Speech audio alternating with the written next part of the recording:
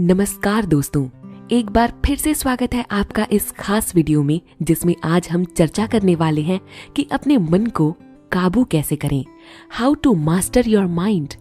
लेकिन दोस्तों, इससे पहले कि हम आगे बढ़ें, हम ये जान लेते हैं कि आखिर हमें मन को काबू करने की आवश्यकता ही क्यों है। क्या आप इस सवाल का जवाब दे सकते हैं? क्या यह जवाब आपकी निराशा से जुड़ा हुआ है या क्या ये जवाब आपके कमजोर आत्मविश्वास से जुड़ा हुआ है, या फिर क्या इसका जवाब आपकी नकारात्मक सोच से जुड़ा हुआ है? अगर हाँ, तो दोस्तों आप अकेले नहीं हैं। आजकल अधिकांश लोग कुछ इसी तरह का जीवन जी रहे हैं। लोग लगातार अपनी नकारात्मक सोच से घिरे हुए रहते हैं। इसके कारण मानसिक तनाव से पीड़ित हो जाते हैं। वो शिकायत करते हैं कि उनके जीवन में ये अच्छा नहीं हो रहा, वो अच्छा नहीं हो रहा, और इसके लिए वो कहीं न कहीं अपने मन को दोष देते हैं, क्योंकि वे अपने मन को उस तरह से ढाल नहीं पा रहे हैं जैसा वो चाहते हैं। वो चाहते हैं कि उन्हें कल कैसे भी अपना एक प्रोजेक्ट पूरा करना है, पर उनका मन उन्हें ऐसी चीजों में उलझा देता है जिससे वो बाहर ही नहीं आ पाते। फिर उसी गिल्ट में घुटते रहते हैं। लेकिन दोस्तों, यह समझिए कि जीवन उतनी उलझी हुई है नहीं जितनी आपने इसे उलझा कर रखा है। एक बात समझ लीजिए कि जीवन में इस वक्त आपकी जो स्थिति है, जो भी आप अनुभव कर रहे हैं, उसके जिम्मेदार सिर्फ आप हैं, क्योंकि आपने अपने मन को ऐसे अभ्यस्त ही नहीं किया कि वो केवल उन्हीं चीजों पर फोकस करे जो आपके लिए जरूरी हैं। आपको कोई बुरा कहता है तो आप बुरा मानकर बैठ जाते हैं और फिर अपने बारे में और भी बुरी बुरी नकारात्मक बातें सोचने लगते हैं। इसी तरह अगर आप किसी चीज में असफल हुए तो उसमें निराश होकर बैठ जाते हैं। आप छोटी छोटी तकलीफों में भी बड़ी आसानी से निराश हो जाते हैं। इसमें आपका मन क्या ही करेगा। आपको शायद मन से ये शिकायत रही होगी कि आपका मन कहीं एक जगह केंद्रित नहीं रह पाता। तो आप जरा ये सोचिए और बताइए कि आप अपने मन को एकाग्र रखने के लिए ऐसा क्या करते हैं कि आपका मन दूसरे विचारों पर ना भटके। अगर आपको जवाब ना मिले तो आपको इस वीडियो के माध्यम से उन सभी सवालों के जवाब मिल जाएंगे। लेकिन इससे पहले कि हम वीडियो में आगे बढ़ें, एक बात समझ लीजिए कि मन कोई ऐसी चीज नहीं है जिस पर काबू पाया जाना चाहिए। यह प्रवाहमयी है। इस पर गहराई में उतरने की जरूरत है। इसे गहराई से समझने की जरूरत है। अगर एक बार आप इस गहराई में उतर गए, इसके बाद आप अपने मन को अपने हिसाब से नियंत्रित कर पाएंगे, कंट्रोल कर पाएंगे।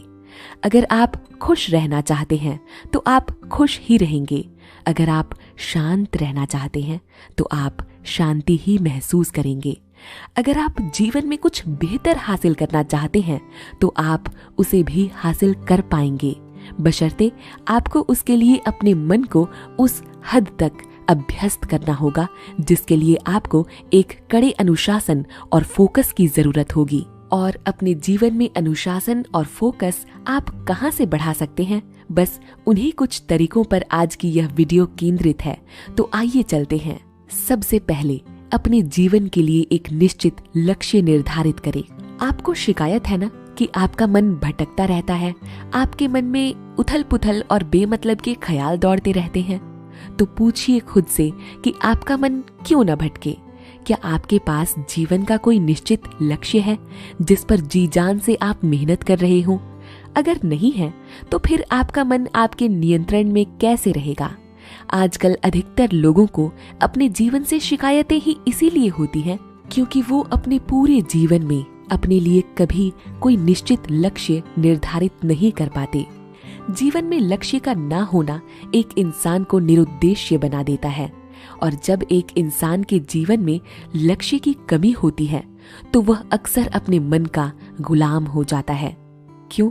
क्योंकि इंसान का मन अपनी इच्छाओं के अधीन होता है और इच्छाएं उसको सही गलत की समझ नहीं देती। इच्छाएं आपको अनुशासन नहीं सिखाती। इच्छाएं आपको संकल्पित नहीं बनाती। इच्छाएं आपको समर्पण नहीं सिखाती। इच्छाएं आपके अंदर एकाग्रता नहीं बढ़ाती। क्यों?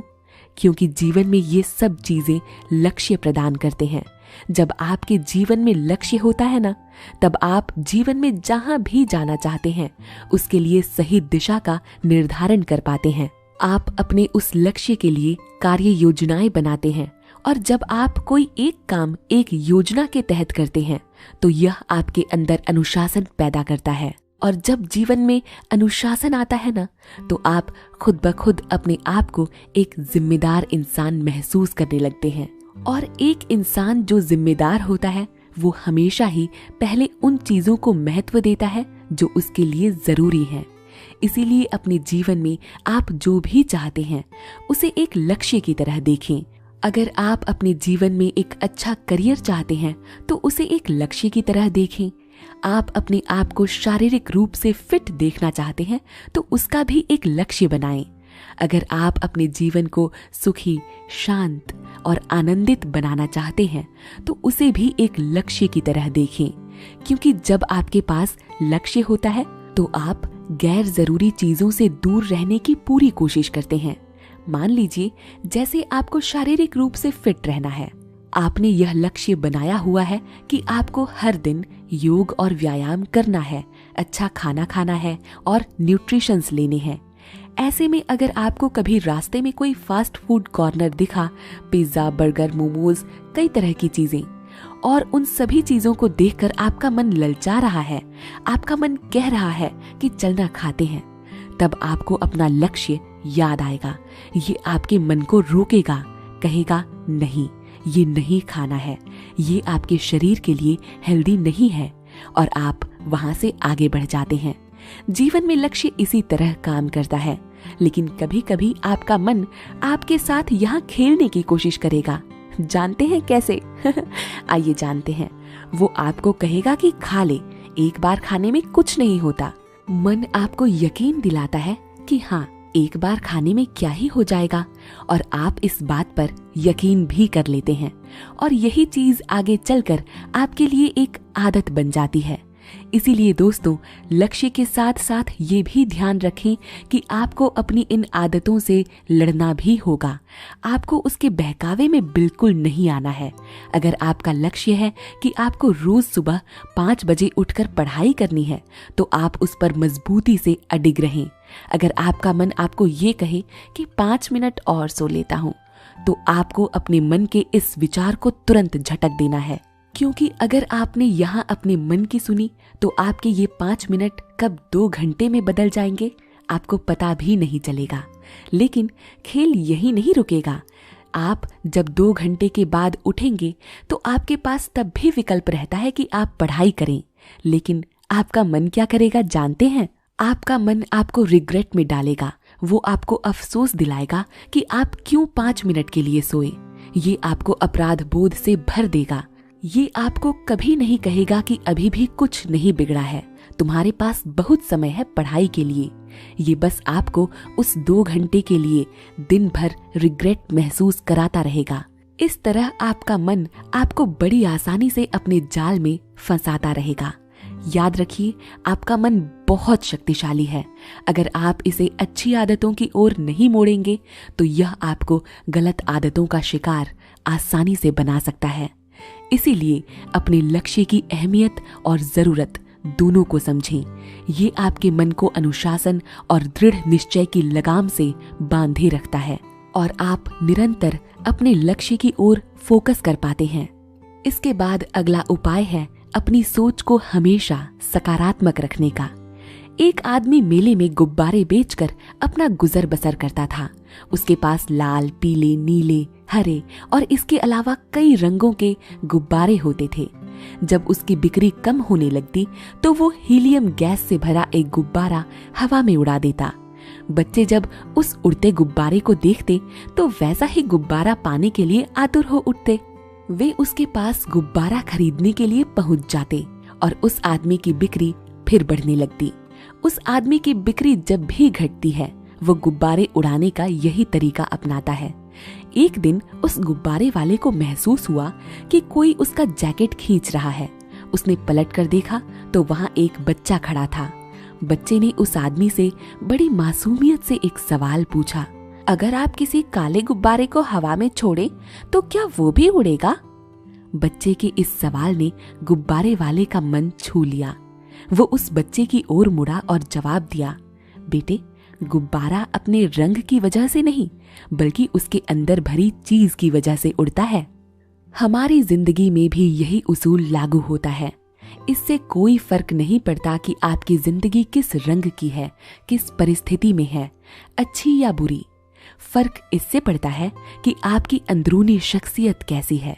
एक गुब्बारे को उड़ाने के लिए जो काम हीलियम गैस करती है, वही काम आपके लिए आपकी अंदरूनी शख्सियत करती है। आपकी अंदरूनी शख्सियत की वजह से आपका जो नजरिया बनता है वो आपको ऊपर उठाता है। हार्वर्ड यूनिवर्सिटी के विलियम जेम्स का कहना है कि हमारी पीढ़ी की सबसे अच्छी खोज यह है कि इंसान अपना नजरिया बदलकर अपनी जिंदगी को बेहतर बना सकता है। जीवन का नियम आस्था का नियम है, विश्वास का नियम है। और आस्था या विश्वास आपके अंदर से आता है, आपके विचारों से आता है। व्यक्ति जैसा सोचता है, जैसा महसूस करता है, जैसा विश्वास करता है, उसके मन, शरीर और परिस्थितियों की स्थिति वैसी ही होने लगती है। कुछ लोग इस संभावना को इसीलिए नहीं जान पाते क्योंकि उन्हें अपने अंदर मौजूद असीमित ज्ञान और अनंत प्रेम के भंडार का पता ही नहीं होता है। जबकि सच तो यह है कि इसमें से आप अपनी हर मनचाही चीज निकाल सकते हैं। इसीलिए अगर आप चाहते हैं कि आपका मन उन विचारों, उन क्रियाओं से दूर रहे जो आपके लिए गैर जरूरी और गलत है, तो आप सबसे पहले अपने नजरिए को बदलना सीखें। अगर आप सोचते हैं कि आपका जीवन बहुत कष्ट में है, अगर आप सोचते हैं कि आपके साथ कुछ भी अच्छा नहीं होता, अगर आप सोचते हैं कि आप किसी काम के नहीं हैं, आप दूसरों की तरह आकर्षक नहीं हैं, आप उनकी तरह आत्मविश्वासी नहीं हैं, आप उनकी तरह कामयाब नहीं हैं, यानी वो तमाम नकारात्मक विचार जो आपको अंदर से कमजोर करते हैं, आपको इन सब से छुटकारा पाने के लिए इनसे लड़ना नहीं है। बस आपको अपनी सोच सकारात्मक करनी है। सकारात्मक सोच एक ऐसी दवा है जिससे कैंसर जैसी बीमारी तक दूर हो जाती है। यह आपकी सोच की शक्ति है। जब आप चीजों को सकारात्मक पहलू से देखने लगते हैं तो आपके अंदर जो चीजों के प्रति डर, गुस्सा या ईर्ष्या जैसी भावनाएं हैं वो अपने आप दूर होने लग जाती हैं। आप अपने मानसिक तनाव को दूर करते हैं। लोग आपके बारे में कुछ भी बोलते हैं तो आप उन पर कुछ गलत प्रतिक्रिया करने के बजाय ये सोचते हैं कि क्या ये लोग मेरे बारे में सही बोल रहे हैं। अगर सही बोल रहे हैं तो आप पूरी सकारात्मक सोच के साथ उस कमी को स्वीकारते हैं और उस कमी को दूर करने का प्रण लेते हैं। लेकिन अगर वो गलत होते हैं तो आप पूरे आत्मविश्वास के साथ खुद को धैर्य देते हैं कि आप ऐसे नहीं हैं। इस तरह आपके अंदर नकारात्मक सोच हावी होती ही नहीं है। इसी तरह जब आप अपने आप को पूरी तरह सकारात्मक विचारों से घेर लेते हैं, आप दूसरों के प्रति भी अपने व्यवहार, अपनी सोच को सकारात्मक रखते हैं। अगर कोई कामयाब है, आपसे अच्छा है, तो आप दिल से उसे स्वीकार करते हैं और यही भावना आपको आगे बढ़ने में मदद करती है। मन को नियंत्रित करने का अगला उपाय है पॉजिटिव अफर्मेशन प्रैक्टिस करें। दोस्तों, आप माने या ना माने, लेकिन जब हम जो भी बोलते हैं उसका हमारे दिमाग पर बहुत बड़ा असर पड़ता है, क्योंकि हम जो भी कहते हैं, जो भी शब्द या वाक्य हमारी जुबान से निकलते हैं, वो कहीं ना कहीं हमारी सोच या भावनाओं से जुड़े होते हैं। हमारी सोच या भावनाएं ही ये तय करती हैं कि हम क्या बोलेंगे या क्या हमें नहीं बोलना चाहिए। अगर सोच या भावनाएं सकारात्मक और अच्छे हैं तो हम अच्छे और सकारात्मक शब्दों का प्रयोग करते हैं, जैसे क्या बात है, कितना अच्छा दिन है, तुम बहुत अच्छे हो, ये शानदार था, मजा आ गया, थैंक यू। लेकिन यही अगर आपकी सोच या भावनाएं नकारात्मक हो तो आप नकारात्मक और बुरे शब्दों का प्रयोग करते हैं, जैसे छी, घटिया, ये कितना खराब था, मैं क्या करूं, मुझसे नहीं हो पा रहा, मैं नहीं कर पाऊंगा। और आप जानते हैं कि जब आप कुछ ऐसा नकारात्मक बोलते हैं तो वो चीजें हल होने के बजाय और भी बुरी और नकारात्मक होती चली जाती हैं। और इसका सबसे बड़ा कारण ये है कि आपका दिमाग बना ही ऐसे है कि वह ज्यादातर नेगेटिव चीजें ही कंज्यूम करता है।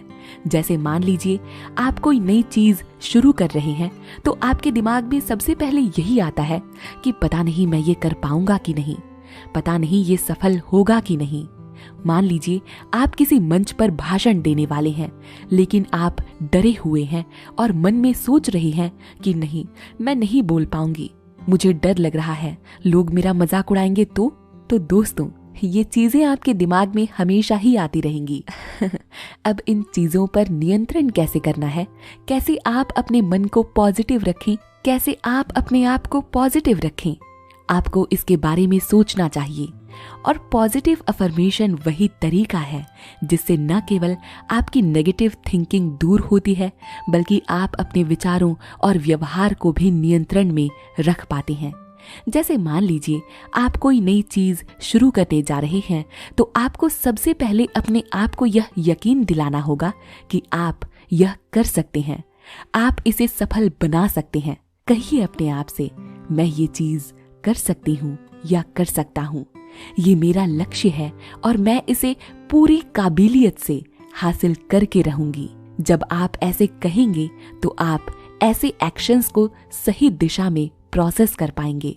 इसी तरह जब भाषण के लिए मंच पर आपका नाम अनाउंस किया जाता है तो आपको डर लग रहा है, तो आप अपने आप को यकीन दिलाइए कि मैं ये कर सकता हूँ, मुझ में वो कॉन्फिडेंस है, मैं एक अच्छा वक्ता हूँ, मैं यकीनन एक अच्छा भाषण दे सकती हूँ। जब आप ऐसा करेंगे तो यकीनन आपके अंदर आत्मविश्वास का संचार होगा और आप एक अलग सी पॉजिटिव एनर्जी से भर उठेंगे। पॉजिटिव अफर्मेशंस का बेसिकली काम यही है कि आप अपने माइंड को और खुद को यह यकीन दिला सकें कि आप जो भी चीजें करना चाहते हैं, जो भी चीजें कर रहे हैं, वो कर सकते हैं।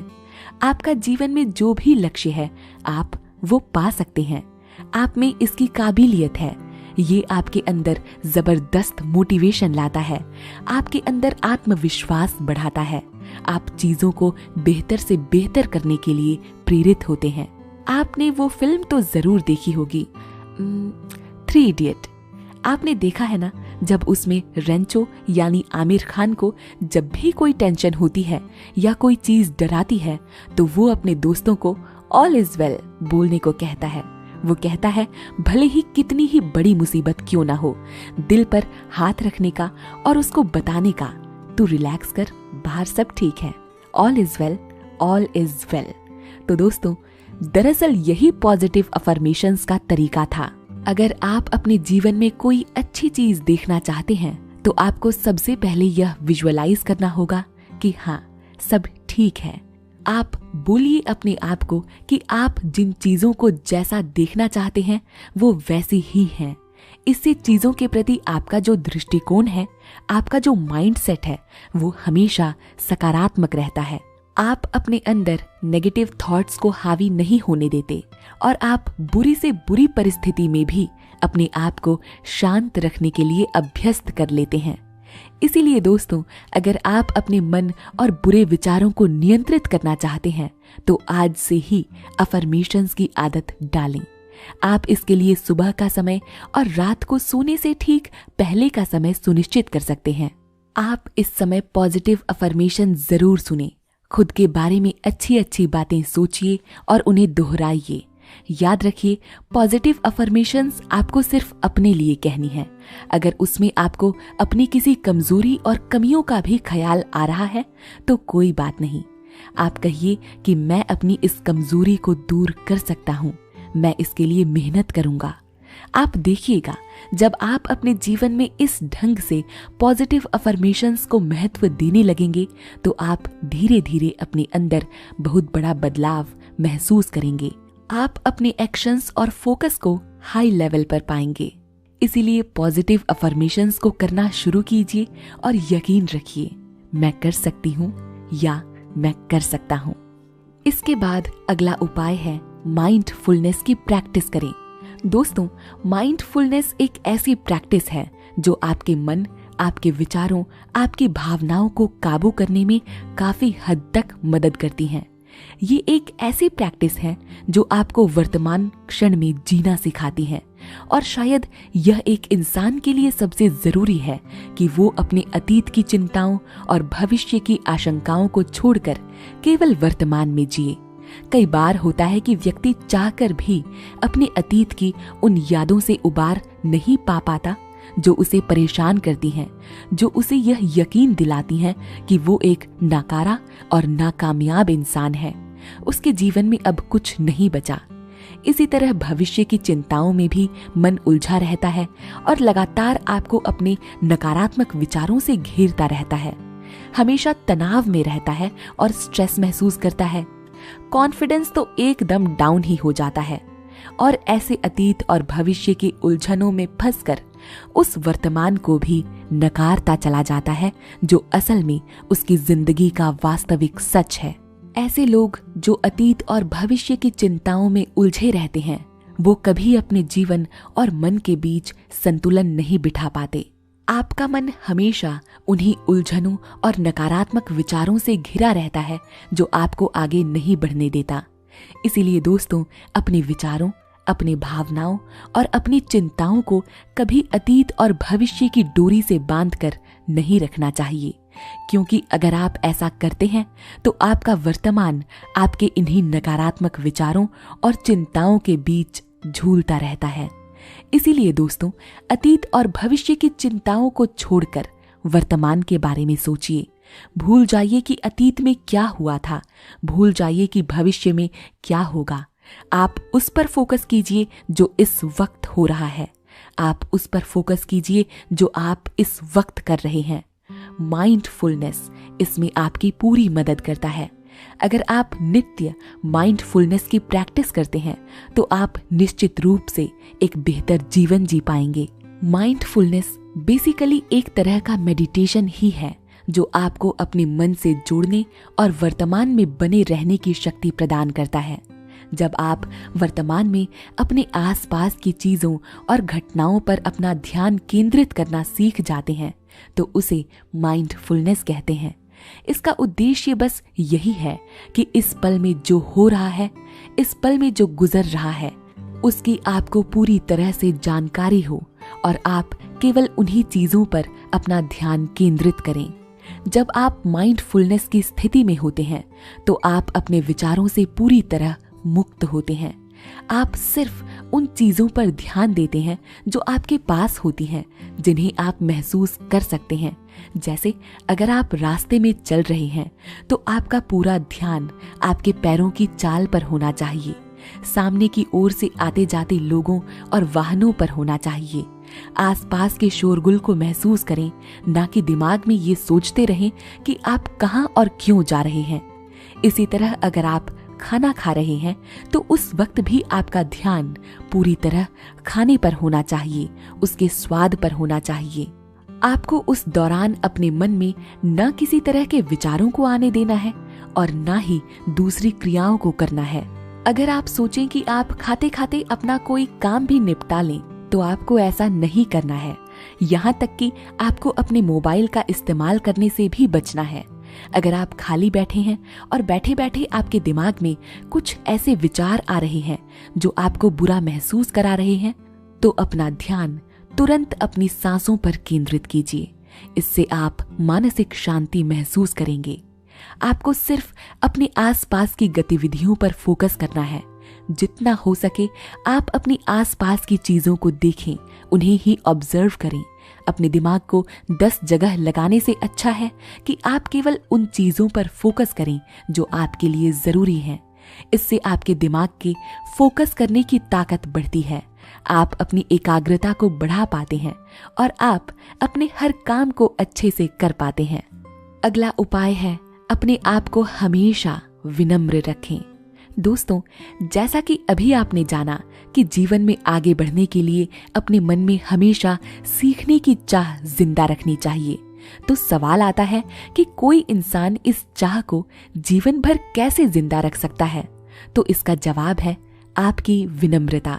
जी हाँ दोस्तों, सीखने की इस राह में आपकी यह विनम्रता ही है जो आपका सबसे बड़ा सारथी बनता है। एक इंसान में विनम्रता ही एक ऐसी चीज है जो उसे हमेशा जमीन से जोड़ कर रखती है।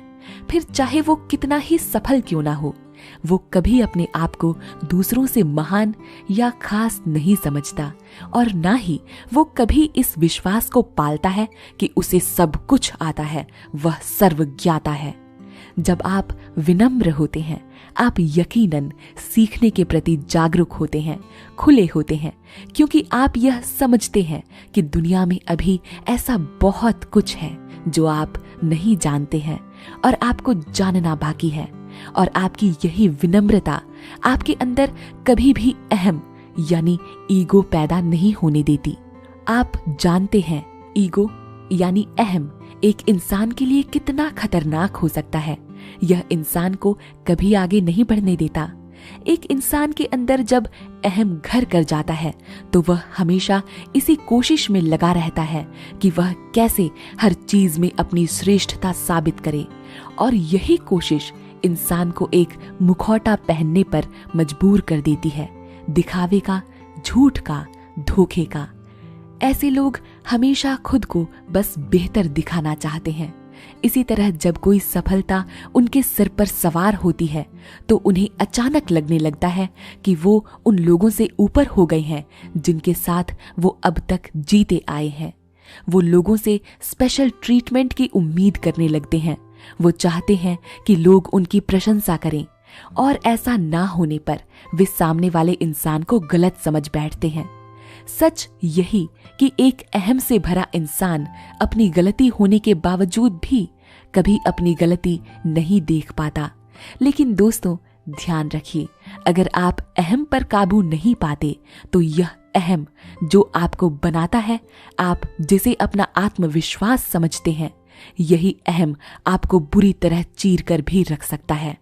क्योंकि जब एक इंसान का अहम टूटता है तो उसे अपने अंदर की सारी कमजोरियां आंखों के सामने बिखर कर दिखाई देने लग जाती हैं, और तब जो शर्मिंदगी उसे महसूस होती है उससे वह कभी उबर नहीं पाता।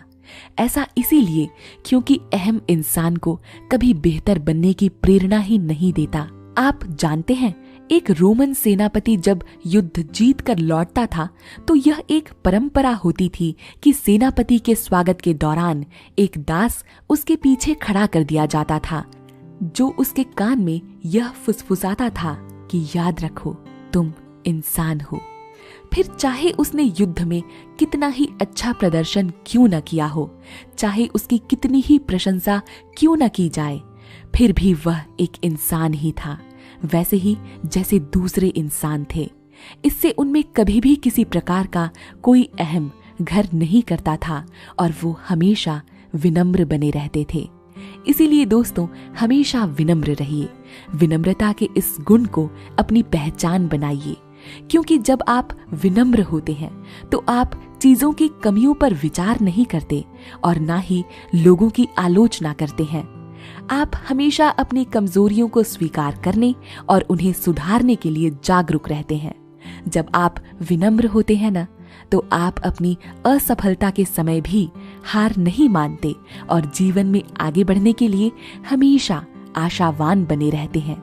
यह आपको बुरे से बुरे समय में भी शांत रखता है।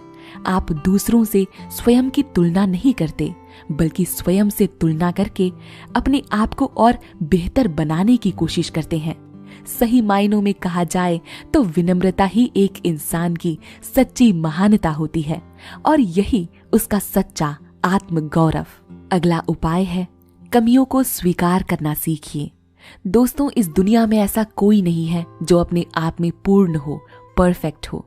हर किसी के जीवन में कोई ना कोई कमी जरूर होती है, लेकिन इसके बावजूद भी हम अधिकतर अपने पास ना होने वाली चीजों की कमियों को महसूस करते रहते हैं, उसकी शिकायत करते रहते हैं। आपको अपनी इस मानसिकता से लड़ना होगा। लड़ना इसीलिए क्योंकि जीवन में होने वाली कमियां ज्यादातर आपके भावनात्मक स्तर पर प्रभाव डालती हैं। आप देखेंगे, आज तक इस दुनिया में जितने भी महान और कामयाब लोग हुए हैं, उन सबने अपने जीवन में कभी न कभी किसी न किसी कमी का सामना जरूर किया है। लेकिन यह सफल लोगों की निशानी होती है कि वे कभी भी अपनी कमियों का रोना नहीं रोते, वे कभी उससे निराश नहीं होते और ना ये सोचकर अपनी सोच को सीमित कर लेते हैं कि उनके पास ये नहीं है, वो नहीं है। वो अपनी इन कमियों को अपने जीवन पर कभी हावी नहीं होने देते, बल्कि उन्हें अपना जुनून बनाते हैं। जब एक इंसान जुनूनी हो जाता है तो फिर लाख कमियों के बाद भी इंसान वो सब कुछ फतह कर लेता है जो वो चाहता है। आप देखिए शीतल देवी के जुनून को। क्या आप सोच सकते हैं जिसके दोनों हाथ ना हो वो तीरंदाजी में अपने देश के नाम को सबसे ऊपर ले जाएगी। अब एक इंसान के जीवन में इससे बड़ी कोई क्या ही कमी हो सकती है जिससे भगवान ने उसके हाथ ही छीन लिए हों। लेकिन शीतल देवी ने कभी भी अपनी इस कमी को अपनी सोच के आगे नहीं आने दिया। उसने उस पर ध्यान दिया जो भगवान ने उसे दिए हैं। उसने देखा मेरे पास पैर हैं, उसने अपने पैरों को हाथ बनाया और आज पूरा देश उसकी इच्छा शक्ति, उसके जुनून को सलाम करता है। और दोस्तों, यह सिर्फ एक नाम नहीं है। आपको ऐसे तमाम लोग मिल जाएंगे जो अपने जीवन की बड़ी से बड़ी कमियों के बाद भी अपने जीवन को खुलकर बिना शिकायत के जीते हैं। वे जीवन के प्रति अपने दृष्टिकोण को हमेशा सकारात्मक रखते हैं। आपको भी अपनी कमियों को इसी हद तक स्वीकार करना है, खास तौर पर तब जब आपके जीवन में कोई खास कमियां ना हो। इसीलिए अपने आप को और अपनी सोच को इस हद तक मजबूत बनाएं कि आपको कभी किसी कमी का ख्याल ही ना आए। अगला उपाय है अपने अंदर जीवन मूल्यों को विकसित करें। दोस्तों, जीवन में मूल्यों का होना उतना ही जरूरी है जितना कि खाने में न्यूट्रिशंस का होना। जिस तरह अगर खाने में न्यूट्रिशंस ना हो तो आप कितना भी क्यों ना खा लें, वो आपके लिए बेकार है। उसी तरह अगर आपके जीवन में मूल्य ना हो तो जीवन भी व्यर्थ है। मूल्य का मतलब अपने सिद्धांतों से है जो आपके इरादों को मजबूत करते हैं। मूल्य का मतलब आपके विवेक से है जो आपको अच्छे बुरे में पहचान करने की समझ देते हैं। एक ऐसी समझ कि अगर कभी आप स्वयं भी गलत हो तो आप अपने आप को गलत कहने से ना हिचकिचाएं। मूल्यों का मतलब आपके अनुशासन से है जो आपको अपने हर काम को ईमानदारी से करने की प्रेरणा देता है।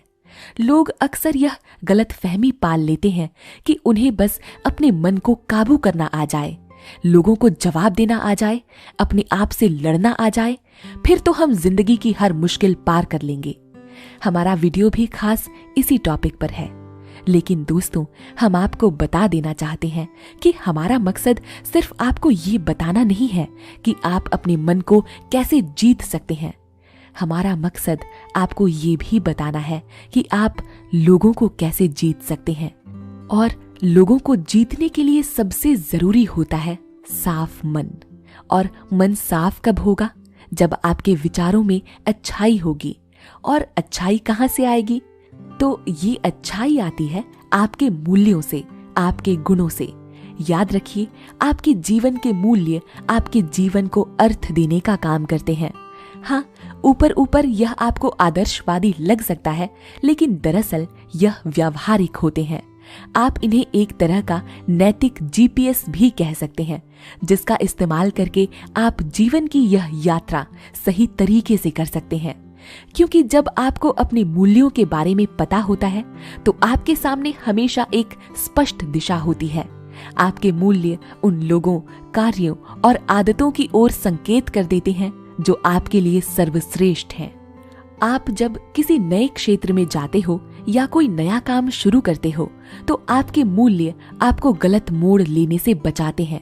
ये आपको रास्ता नहीं भटकने देते और ना ही आपको कुछ गलत निर्णय लेने देते हैं। मूल्य हो तो आपके लिए यह ज्यादा आसान हो जाता है कि आप खुद को सही लोगों से घेर लें, करियर संबंधित मुश्किल विकल्प चुनें, अपने समय का समझदारी से इस्तेमाल करें और अपना ध्यान वहां केंद्रित करें जहां यह मायने रखता है। मूल्य ना हो तो आप रास्ते में आने वाले भटकावों से निश्चित ही भटक जाएंगे। अगला उपाय है हर चीज के लिए आभारी रहें। आपके जीवन में जो भी अच्छी बुरी चीजें होती हैं, उसे बेहतर करने के सारे तरीके आपके पास हैं। बस आपको इसका सही ढंग से इस्तेमाल करना चाहिए। आपको अगर खुशी चाहिए तो आप अपने अंदर से ही इस खुशी को महसूस कर सकते हैं। सच यही है कि खुशी आपके अंदर ही है। इसके लिए आपको भौतिक उपलब्धियों की जरूरत बिल्कुल भी नहीं है। यह खुशी दिल से आती है, ठीक वैसी ही खुशी जैसी खुशी आपको एक बच्चे को मुस्कुराता देखकर मिलती है। आपने यह खुशी कई बार महसूस की होगी। जब एक बच्चा मुस्कुराता है तो उस बच्चे की मुस्कुराहट देखकर आप अनायास ही मुस्कुरा देते हैं। फिर आप कितनी ही तकलीफ में क्यों ना हो, लेकिन उस बच्चे की मुस्कान में जो खुशी है आप उसे जरूर महसूस करते हैं। ऐसा इसीलिए होता है क्योंकि जब आप उस बच्चे की मुस्कान देखते हैं तो आपके दिमाग में डोपामीन हार्मोन का लेवल बढ़ जाता है और आप उस निस्वार्थ खुशी को महसूस करने लगते हैं जो आपको उस बच्चे से मिली है। ठीक ऐसी ही खुशी तब भी मिलती है जब आप चीजों के प्रति अपना आभार व्यक्त करते हैं। आपके जीवन में जो भी चीजें हैं या परिस्थितियां हैं, आप उनके प्रति कृतज्ञता महसूस करते हैं। कृतज्ञता एक ऐसी चीज है जो आपके पूरे जीवन को बदलने की ताकत रखता है। अगर आप स्ट्रेस में हैं, डिप्रेशन में हैं, आपका किसी से संबंध खराब हुआ है, आपका ब्रेकअप हुआ है या आपने किसी प्रियजन को खोया है, यानी कोई ऐसी चीज या घटना जिसने आप पर भावनात्मक प्रहार किया है, कृतज्ञता इसका समाधान है। कृतज्ञता का सीधा सा अर्थ है उन चीजों की कद्र करना जो ईश्वर ने आपको प्रदान की है। आप उन चीजों को लेकर शिकायत नहीं करते जो ईश्वर ने आपको नहीं दी है या आपसे छीन ली है, बल्कि आप इस यकीन के साथ आगे बढ़ते हैं कि आपके जीवन में इस वक्त जो भी है वो अच्छा है, अच्छे के लिए है। आप हमेशा अवसरों के प्रति खुले रहते हैं, अपने विचारों को सकारात्मक रखते हैं। इससे आप न केवल मानसिक रूप से अपने आप को नियंत्रित कर पाते हैं, बल्कि यह आपके शारीरिक स्वास्थ्य, संबंधों और स्व जागरूकता में भी फायदेमंद साबित होता है। इस तरह कृतज्ञता सिर्फ मन के लिए ही नहीं, शरीर के लिए भी लाभदायक है। वास्तव में कृतज्ञता के लाभ तो इतने वृहद हैं कि ड्यूक यूनिवर्सिटी मेडिकल सेंटर के डिवीजन ऑफ बायोलॉजिकल साइकोलॉजी के प्रमुख डॉक्टर पी मुरली दोरईस्वामी कहते हैं कि अगर कृतज्ञता कोई दवा होती तो यह संसार का सबसे बेस्ट सेलिंग प्रोडक्ट होती, जो शरीर के हर मुख्य अंग को लाभ पहुंचाती और स्वस्थ रखती। चलिए आपको ब्रायन एक्टन का एक उदाहरण बताते हैं। ब्रायन एक्टन ने ट्विटर पर नौकरी के लिए आवेदन किया था, लेकिन उनके आवेदन को अस्वीकार कर दिया गया। ऐसा नहीं था कि वो अपने काम में अच्छे नहीं थे। उन्होंने इससे पहले याहू में 11 साल तक काम किया था।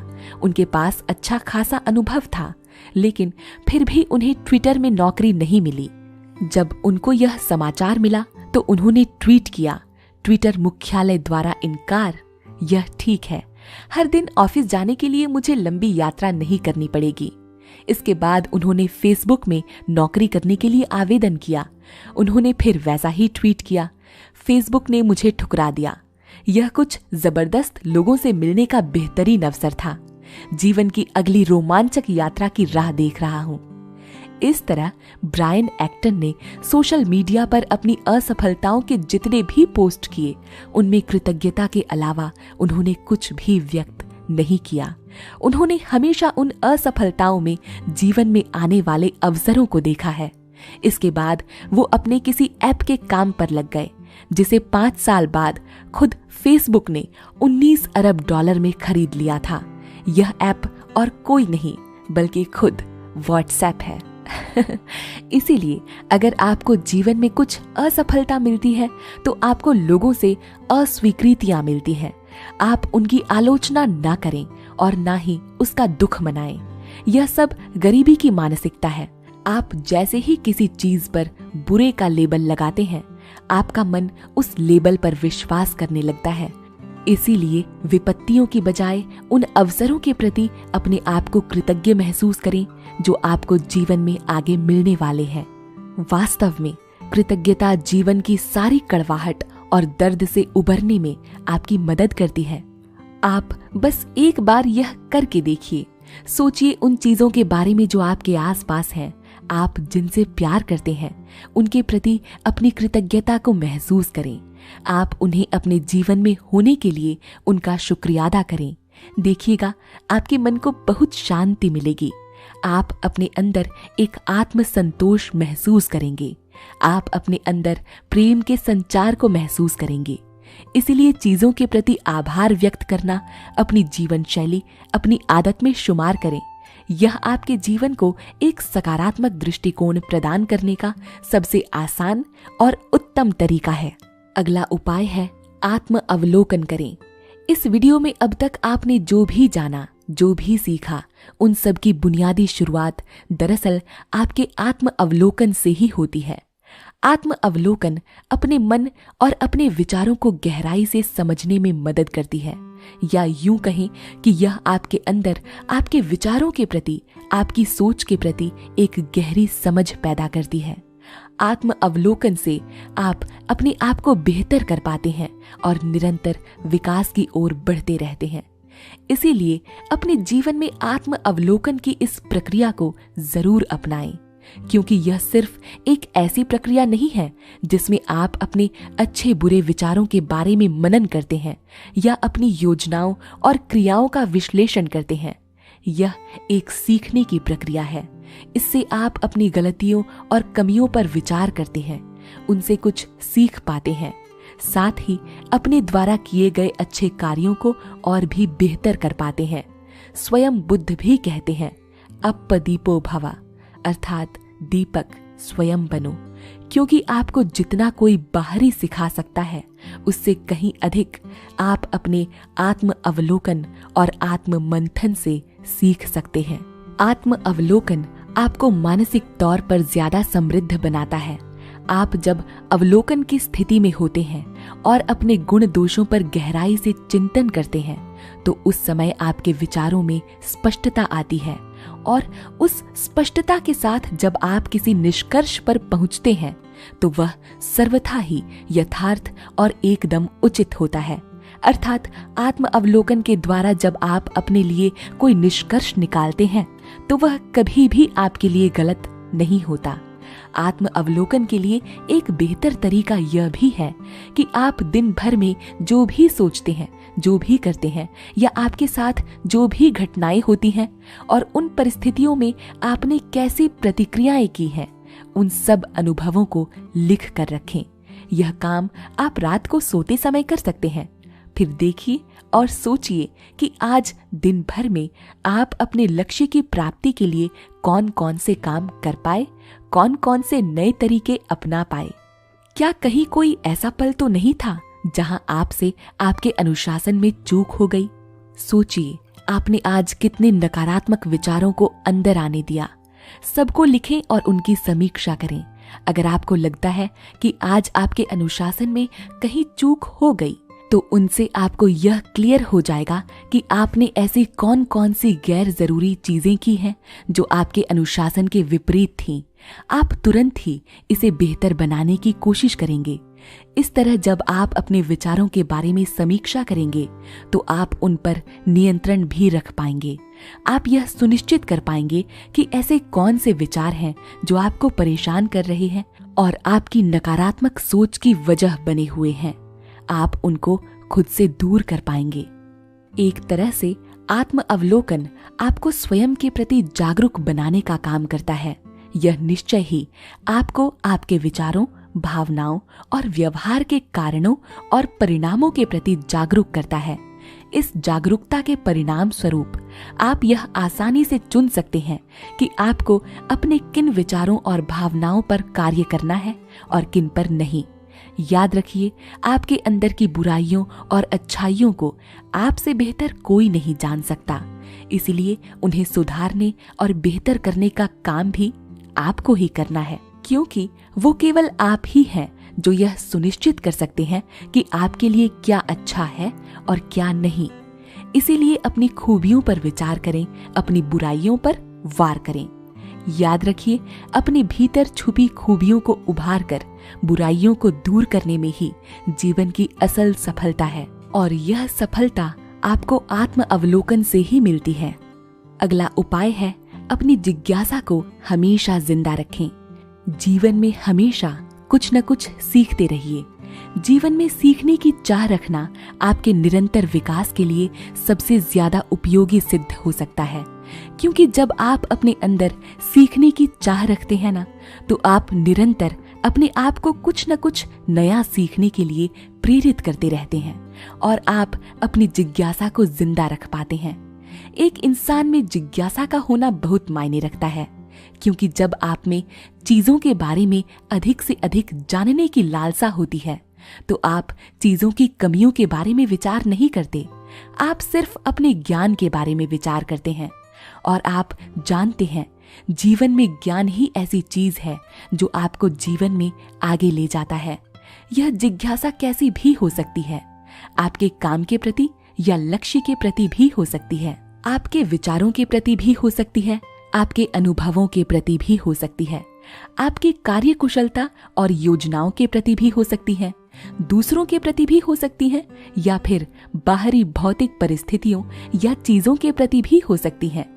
क्योंकि जिज्ञासा का मतलब सिर्फ सीखने की चाह से नहीं है, बल्कि अपने अंदर किसी चीज की समझ को विकसित करना भी एक प्रकार की जिज्ञासा ही है। जैसे आपने कोई लक्ष्य बनाया, तो आप उस लक्ष्य को पाने के लिए किन किन नए तरीकों पर काम कर सकते हैं, इस बारे में सोचना आपकी जिज्ञासा को दर्शाता है। आप अगर बार बार उन्हीं तरीकों पर काम कर रहे हैं और फिर भी आप सफल नहीं हो पा रहे हैं, तो आपकी जिज्ञासा आपको नए तरीके अपनाने को प्रेरित करती है।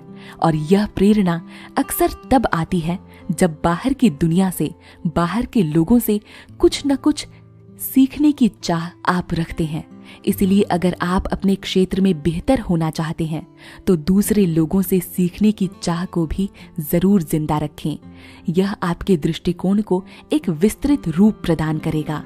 आप जब लोगों के विचारों और अनुभवों के प्रति अपनी जिज्ञासा को बढ़ाएंगे और जानेंगे कि ये लोग जीवन में किस तरह से आगे बढ़ रहे हैं, कैसी कैसी कार्य योजनाओं पर काम कर रहे हैं, कैसे अपने अनुशासन को बरकरार रखे हुए हैं, तो आप उनसे अपने लिए भी कुछ बेहतर विकल्पों का चुनाव कर पाते हैं।